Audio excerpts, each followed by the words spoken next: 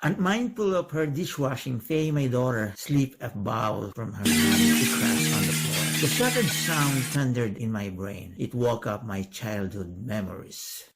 It's Faye's first time to break a dish. Her face failed. She spun around, poised herself in front of her mom. More not distracted. Don't worry. Careful picking up the shards. Faye expands a sigh. The props I saw, the dialogue, the impression I kept flashed back. The scene exposed the cruelties of the old times. It anchored on the broken dish. The scene between Faye and Moore occurred in our century-old kitchen when we lived at Victor Street. The same scene took place in our dysfunctional hut between my mother and sister when we lived in the Philippines. My mother dubbed our house as Dove's house. Often she spoke of it in spite. Moore pitched to Faye caring and unblaming words, while my mother then ranted off indignant verbs. It's not shared money we buy those dishes, her favorite. You want me to necklace you with that? Broken pieces, her second favorite. My mother shivered in anger. She pinched my sister's groin. My sisters cried in pain. My sister did not intend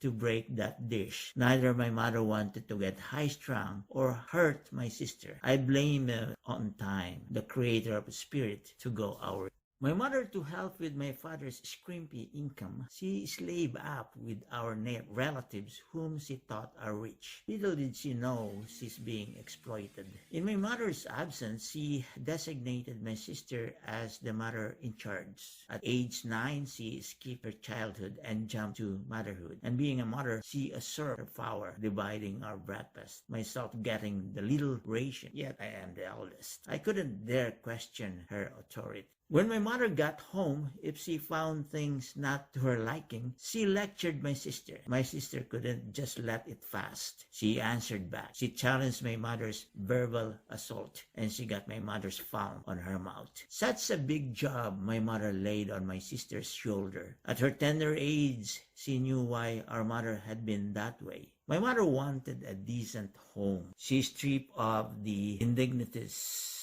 of a cave dweller. She aimed to live beyond food. She wanted other things: toothpaste, soaps, towels, pillowcases, furniture, and other civilized things. Whenever she scrimps money, she bought these things beyond food. And if those civilized things got wasted or broken, it devastated her. Blinded by rage, she ignored how my sister make up a home out of a Dove's house. My sister worked as a kitchen helper in a small kitchenette near Baliwag Academy School. Her purpose for us to live beyond food. She got paid 1 peso per day for 10 hours work. The kitchenette had a leaking sink. As she wet her feet most of the time, she developed a swelling legs. When my sister handed in her earnings to my mother, she looked up to our nipa ceilings to cover her eyes, but her tears fell. She bought my sister a wintergreen, a 12 peso ointment to appease my sister's swelling legs, then asked my mother to buy herself a curtain, a new sleeping mat for us, and another pillow to my third sister, not sharing with my fourth sister.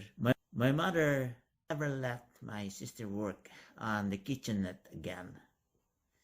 I hated recalling these scenes, but it always comes back whenever a dish crashed.